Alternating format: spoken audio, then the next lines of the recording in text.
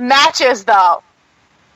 Son of a bitch. Yeah. Like, I wasn't expecting, I was obviously expecting a lot, but when you jump head first and feet first into a tournament, sometimes the beginning can be a little bit washy, where you're kind of, like, expecting so much, and then it just kind of leaves you hanging, or, like, leaves you wanting more. That didn't happen. There was absolutely no room for anything like that. And the matches we got this week, there were 4 of them, were all fucking incredible matches. Yeah. But yeah. I honestly can't find anything bad to say about it. I mean, I have these moments where, like, I'm really exhausted in the day and I end up falling asleep in the middle of it, or I fall asleep before it or whatever, and I had fallen asleep in the middle of the Cruiserweight Classic because I was just fucking exhausted, but by the time I woke up, I forced myself to go back and watch because those other matches were so good, and of course I didn't want to miss Coda, so... I mean, some of the matches, I think, the first and second match were kind of slow, and it's like, okay, it's the first episode, I'm not expecting a fucking DDT from the rafters, like... Like, I'm not expecting anything insane. Like, they were kind of slow, but they were solid. Yeah. The Grand Metallic versus... I can't fucking remember his name for the life of me. I think he was from, like, Chile. But, Alejandro Saez, maybe? Yeah, like, he looked like the lead singer of, like, a System of a Down cover band, kind of. But, like, no fault to him. But, I mean, Grand Metallic... I showed one of my roommates the spot where...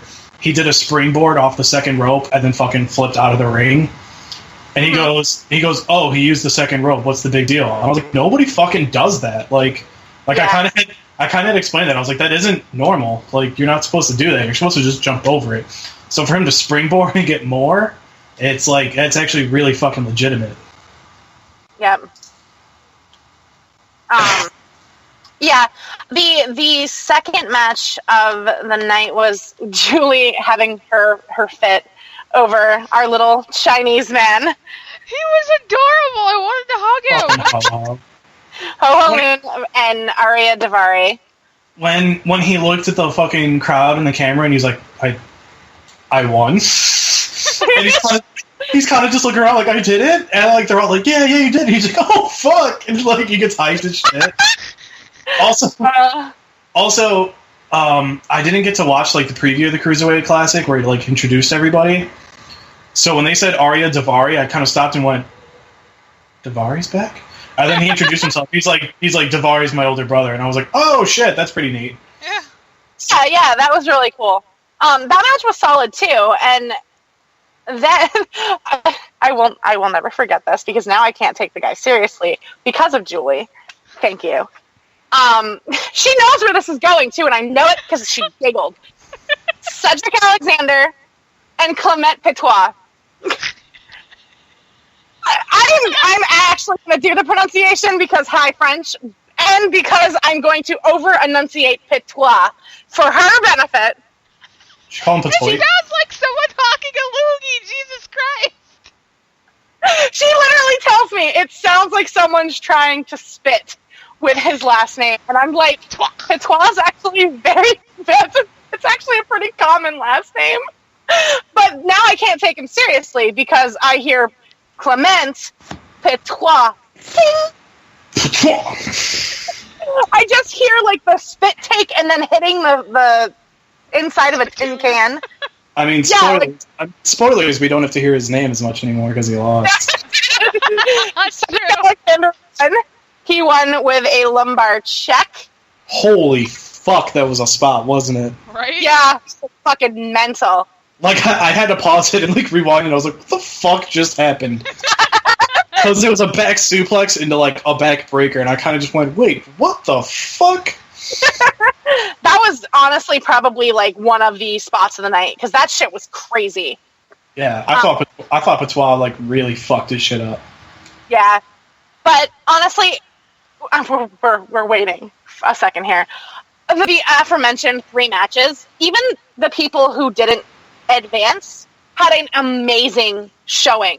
So it was really, really cool. It's really cool to see people just giving it their all. And then, of course, Julie and I had a moment where we're like, what the fuck, code of honor? Like, the way that everything is being handled, such a... yeah.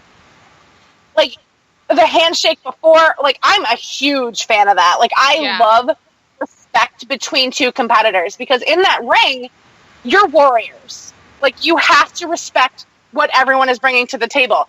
Like, yes, we preach the heel shit all the time. I love a good heel. I love when people will, like, shake hands and then, like, slap somebody in the fucking mouth. Like, I love that. But to have that, like, show of respect, to have that, like, initial, like, hey, we're here for the same fucking reason, good luck. And then, parting and then the match getting underway is so sick. Yeah. Plus, they implemented that, the classic from freaking years ago, 20-minute time limit, and then they would, sit there and be like, well, you got your instructions out in the back, blah, blah, blah. And it was like watching something from years ago that was so good, and it still stands the test of time. And I mean, you have to give credit and a half to, like, I know people hate on him, and I mean, he was one of my favorites growing up, but you have to give credit to Triple H, because he's for that he's all for that old school shit. He's all for it. Yeah, that, honestly, all of the, like, for me, the biggest attention that I'm taking away from this is the attention to detail. Mm-hmm.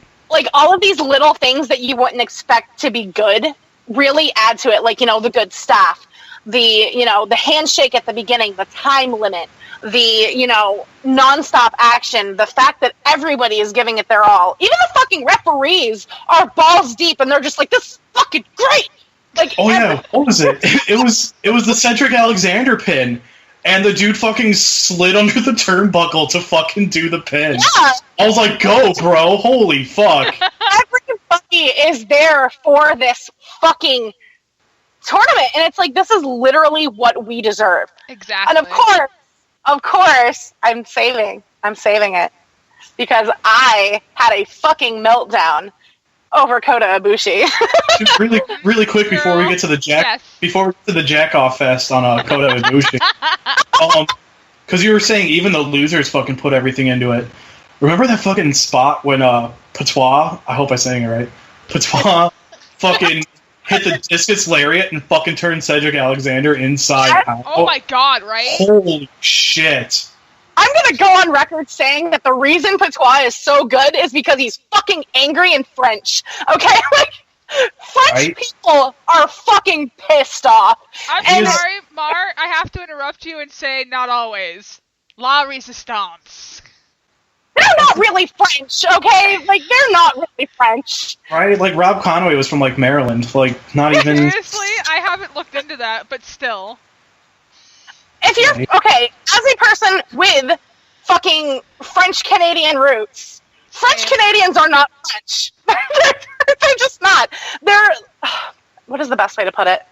French-Canadians are what happened when you export from France, water it down, beat it, make it feel important, and then just drop it in the middle of a fucking blistering cold, like, wasteland.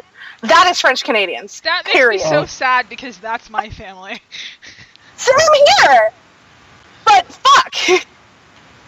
I don't even remember where the fuck Rene Dupree is from. Where is he from? Nobody cares. No, Dupree is from, like, Quebec. Rob Conway is from America. Nobody cares about Rob Conway. Nobody cares about Rene Dupree there. We've got 5 minutes. We got to get over this Kota Ibushi match. Yeah, everybody start jerking off. Kota Ibushi, let's go. Okay. So, I had a moment when this match started, because they introduced Sean Maluda, and, he's the cousin of Roman Reigns, and I immediately tuned out. Yup. All credibility, I had no idea who this kid was beforehand. I'll be the first to admit that. I had no fucking clue. And then all of a sudden they have to tag him in as a fucking descendant of fucking the Samoan dynasty. And I'm just like, are you absolutely fucking serious? So, intentionally, I completely discarded this kid. And I was like, you know what? I hope Kota literally, kicks your fucking skull off your shoulders. And he didn't disappoint either, so whatever. Yeah, that's true. Honestly, Kota Ibushi is like my shoe-in to win next to Sabre Jr. Yep. I absolutely love him. I think he is probably one of the best in this entire tournament. And not for nothing either. Like, I'm not just on the Kota Ibushi fat wagon, even though I'm definitely on the fat wagon. Fat wagon. But I just think he is all around one of the best wrestlers in the world.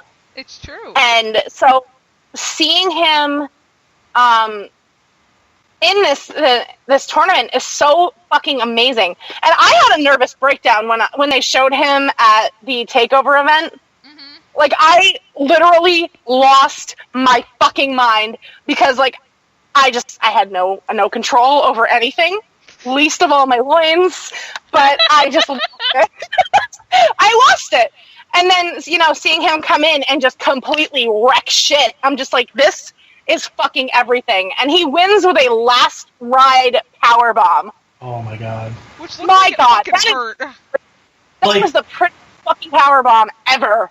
Like, first move, he just throws a kick into this fucking dude's leg, and he, like, falls to one knee, and you can't feel his leg. And I was like, oh, I'm already fucking erect. Let's fucking go. like, first swing, and he just fucking drops this dude, and I was like, okay, I'm all in. I would not be surprised if by the time we get to the finals, it's Kota versus Sabre Jr. And it doesn't matter who wins, because we all win. Oh, dude, we would totally all win.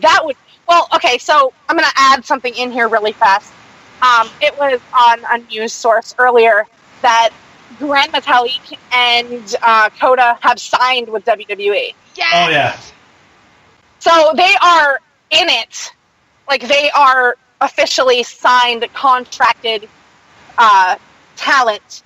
And I'm pretty sure it's under NXT.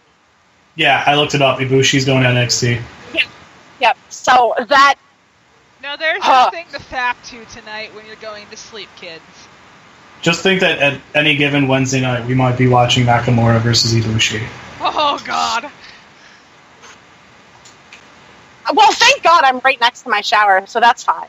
But, okay, so just really quick to go back to the French. By the way, Rene Dupree's a big fat liar, too, because he's from fucking New Brunswick. That's why I can ride ass on La Resistance, because they're not really Canadian. Okay, fine, whatever. Fucking New Brunswick doesn't count. So, with that and our rant on France, apparently, fake French people, oui, French fries, French toast, I don't know.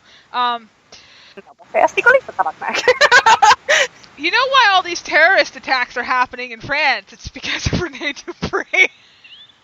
Oh my god. And with that, I bid you all adieu. We'll be back next week.